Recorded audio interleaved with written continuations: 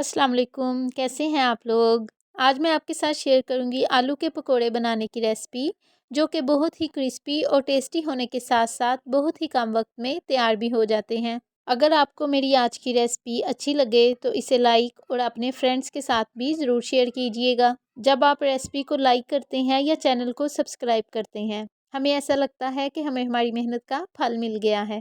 तो चले फिर आलू के पकोड़े बनाना स्टार्ट करते हैं। आलू के पकोड़े बनाने के लिए हमें सबसे पहले चाहिए आलू। आलू के ऊपर बहुत ज़्यादा डस्ट वगैरह होती है, तो उसको पहले वॉश कर लेंगे और उसके बाद उसको पील ऑफ करेंगे। आलू का साइज़ देख लें। आलू के पकोड़े बनाने के लिए इनका साइज़ ऐसे ही बड़ा होना चाहिए। आलू को पील ऑफ करने के बाद इनको एक बार फिर वॉश करेंगे और उसके बाद इनकी कटिंग करेंगे, जो कि मैंने सर्कल शेप में की है। और कटिंग करते हुए एक बात का ख्याल रखना है कि आलू मोटे मोटे ना काटे जाएं, बल्कि वो बारीक से हो। ये देखें, इस तरह का इनका साइज़ होना चाहिए। आलू की बारीक कटिंग करने से इनके पकोड़े बहुत ज़्यादा क्रिस्पी और टेस्टी बनेंगे। आलू की कटिंग करने के बाद हमें चाहिए एक प्याली बेसन। बेसन को अच्छी तरह से छानने के बाद इसको एक बाउल में ऐड करेंगे। उसके बाद इसमें ऐड करेंगे 1 टीस्पून नमक, 1 टीस्पून लाल कुटी हुई मिर्च और 1/4 टीस्पून हल्दी। आलू के पकौड़ों को बहुत ही अच्छा फ्लेवर देने के लिए इसमें हाफ़ टीस्पून अजवाइन ऐड करेंगे और उसके बाद इसमें ऐड करेंगे 1 टीस्पून सूखा धनिया, जिसको इसमें ऐड करने से पहले दरदरा कर लेंगे।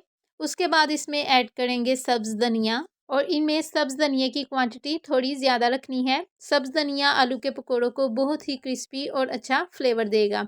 वाटर की हेल्प से बेसन को मिक्स करेंगे और इसका मिक्सचर बना लेंगे। और इसी दौरान अगर आप मेरे चैनल पर नए हैं और मेरी रेसिपी को पहली बार देख रहे हैं, तो मेरे चैनल को सब्सक्राइब कर दीजिए और उसके साथ ही बेल आइकन को भी प्रेस कर दीजिए, ताकि आपको मेरी आने वाली हर नई रेसिपी का नोटिफिकेशन चला जाए और आप मेरी रेसिपीज़ को भी देख लिया करें। बेसन का मिक्सचर तैयार हो गया है और इसको इस तरह से रखना है, ना ही ज़्यादा ये थिक हो और ना ही थिन। आलू के पीसीस की 1 बाय 1 बेसन में कोटिंग करेंगे और उसके बाद इनको गर्म ऑयल में ऐड करते जाएंगे और इनकी एक साइड को ऑलमोस्ट 2 मिनट के लिए फ्राई करेंगे और इनको मीडियम फ्लेम पर फ्राई करना है। 2 मिनट के बाद इनकी साइड को चेंज कर लेंगे और दूसरी साइड को भी ऑलमोस्ट 2 मिनट के लिए ही फ्राई करेंगे। हमने ऑलरेडी इनकी बड़ी कटिंग की हुई है, इसलिए इनको ज़्यादा टाइम नहीं देंगे, नहीं तो ये जल जाएंगे। तो बहुत ही कम वक्त में बहुत ही ज़्यादा क्रिस्पी और टेस्टी आलू के पकोड़े तैयार हो गए हैं। ये आलू के पकोड़े बनाने की बहुत ही ज़्यादा इजी रेसिपी है और इसको बनाने में भी ज़्यादा टाइम नहीं लगता। तो आप भी ज़रूर ट्राई कीजिएगा और मुझे कमेंट बॉक्स में ज़रूर बताइएगा आपको आज की मेरी रेसिपी कैसी लगी, या जब आपने खुद आलू के पकोड़े बनाए तो आपके कैसे बने और आपको कैसा फीडबैक मिला। मुझे आपके कमेंट का वेट रहेगा। अल्लाह हाफिज़।